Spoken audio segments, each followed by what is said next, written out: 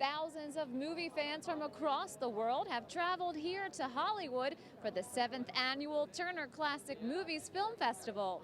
This year's theme, Moving Pictures. It's a long time that I was here making movies in the 50s where the movies, they were very strong after the war. It was very important. And I think that I started when the movie was really very great.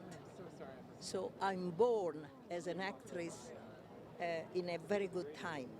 It's very nice that the people choose me as their idol. You know, it's something that you can't control. It depends on the public. And I'm very lucky because they loved me and they still are, and it's very rare. A Tree Grows in Brooklyn will be screened here at the TCM Film Festival. Yes. You were in it. How does that make you feel now? It's 2016.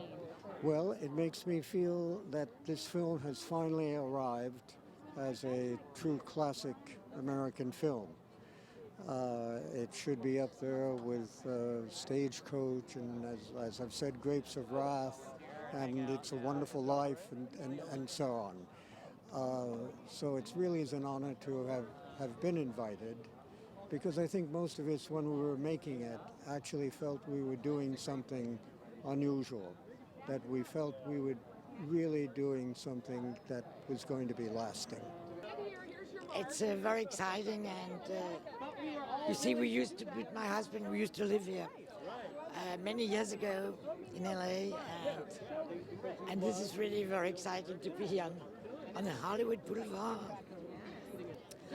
Well, I think it's really good because the youngsters, you know, they still like the films, and that's very important, you know. It's a public all over the world that they love to see the outsiders, Bonaparte, and Pierrot le Fou, and Vivre sa vie. So it's very exciting because they're between 15 and 35, and that's really great.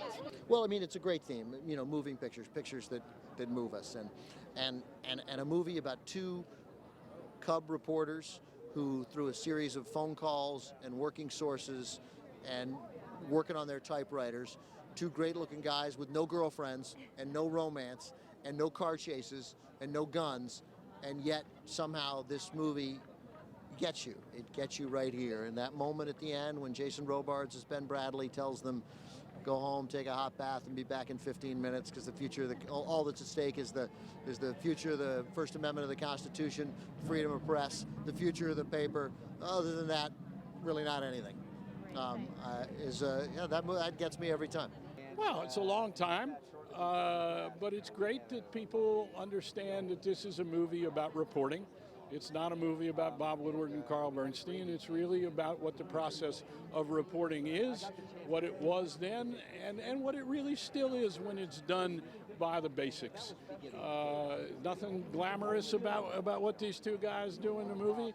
The results are somewhat remarkable, but that's because of going through the basics, and also because we worked at a great institution with a great editor, great publisher, Katharine Graham, and you know, the Katharine Graham, the owner of the Washington Post, the future of the paper, its economic health was on the line. The Nixon White House tried to take away the television licenses of the Washington Post company, have them revoked to strangle the economic lifeblood of the paper.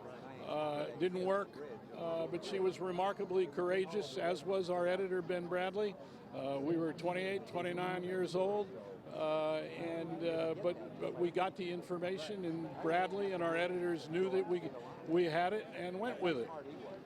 But there's a lot of great reporting today, and no doubt in my mind that there are plenty of reporters that could do the same thing. The reason I'm so thrilled about Spotlight is that 40 years later, here we see again the basic slogging, what it's like when an institution says it's going to do its job and it's going to find out what the best obtainable version of the truth is, which really is what good reporting is. We were thrilled to be here, thrilled the film's here, thrilled to be invited, thrilled to be, introducing this incredible movie that certainly impacted us.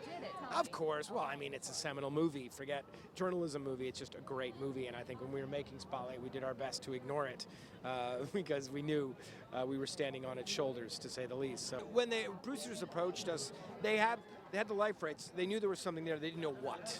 And immediately as you start discussing the story, you realize, wow, there's so much. This works on so many levels. I don't think we even fully understood what it was. We had ideas of story and themes, but until we really dug in, 6 months into it, we probably had a better idea. But, there was so many, just at the onset, there were so many possibilities. I think maybe it's the possibility of what the story could be. Fans enjoyed dozens of classic film screenings at several iconic locations in Hollywood. Reporting in Los Angeles, I'm Veronica Dudo.